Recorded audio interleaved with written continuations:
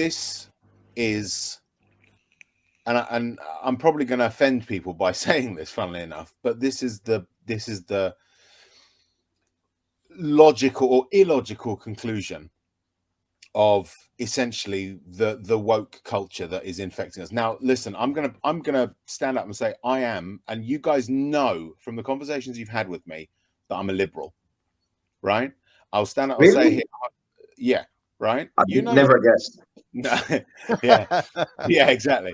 I'm a liberal, right? I have absolutely no truck with discrimination. I have fought against it. I've been an activist in these areas myself in the past, and my political views have not changed since I was a youth, right?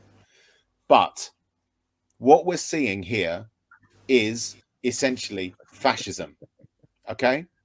When people turn around, and it's not in the statement, but I've seen others use the term offensive, right? As if you can label something universally offensive, okay?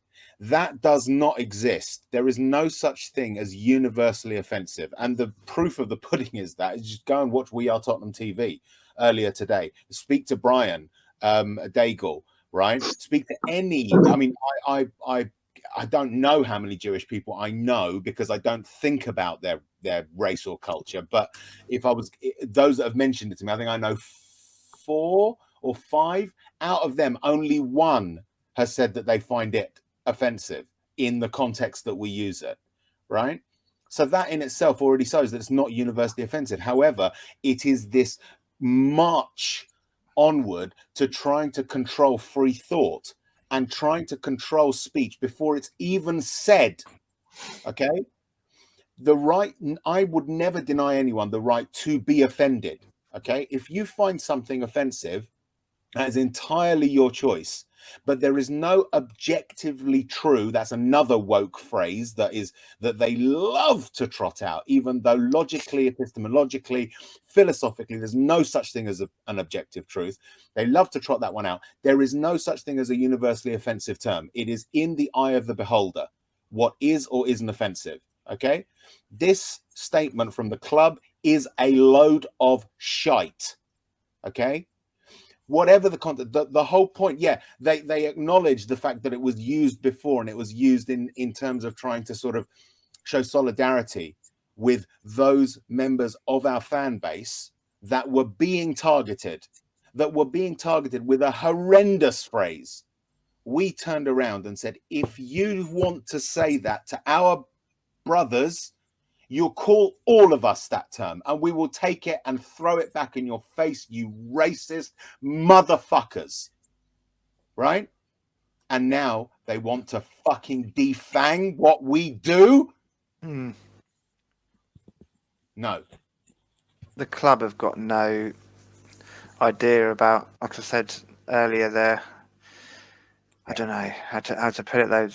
There's a disconnect with our identity, isn't there? I'm sorry, yeah. I've got to continue on this one because it's still welling up inside me. The one that really pisses me off is really these two in particular, David and Ivor fucking Baddiel, right?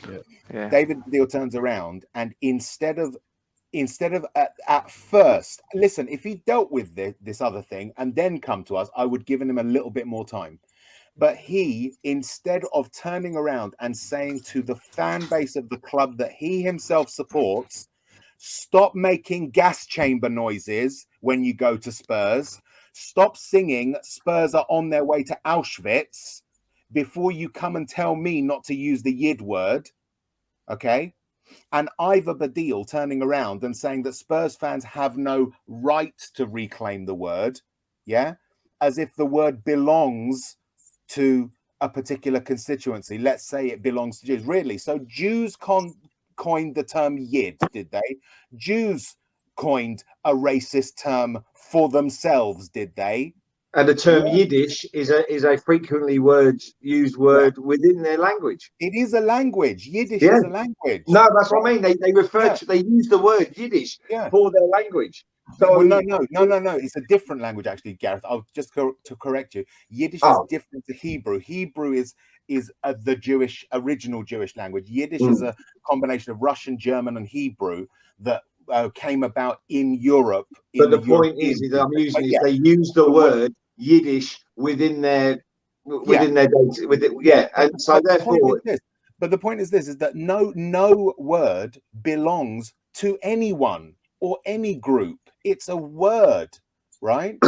You know, the sort of any ancestors of William Shakespeare, who is said to have coined 1,500 new words in English, they can't come around and say, no, we're not going to let you use the word excellent because my great grandfather coined it. It's copyright. Yeah, this is not right. This is not logical. You cannot deny context. You cannot control thought. Okay, fine. You stop people saying using the word. Okay, it's still in their heads, and you stop using the word. What are the racists going to go? Oh, well, we can't use the word anymore. Let's all pack up the racism gear and go home, shall we? They'll just use another word, won't they? Exactly. Sorry, that's it. I'm done with it now. That's my tuppence worth.